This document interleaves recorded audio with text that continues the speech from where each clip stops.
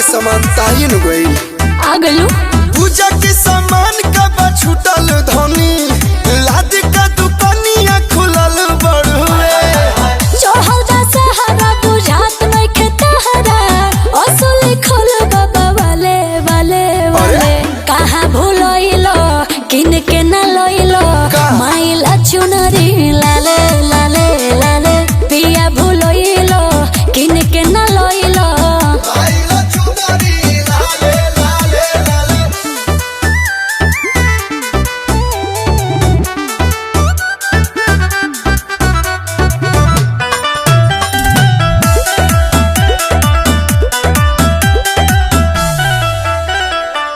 सब तैयारी बेकार को देलो भोरही के गइल तू अन्हार को देलो।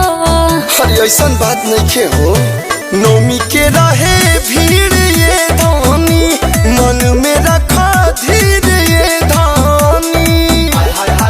साड़ी हमको होनी लावे के पिया रे ओहो ले ओइलो काले काले काले कहाँ भूलोइलो किन के न लोइलो माइला चुनरी लाले लाले लाले पिया भूलोइलो किन के न लोइलो आइला चुनरी लाले लाले लाले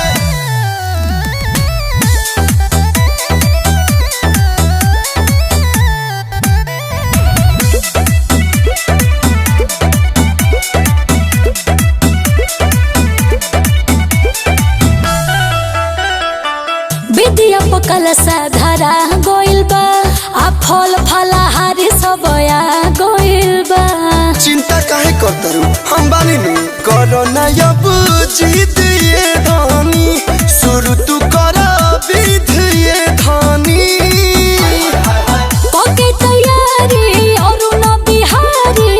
कल प्रियांशु संगे जले जले जले कहाँ भूलइलो किन के न लइलो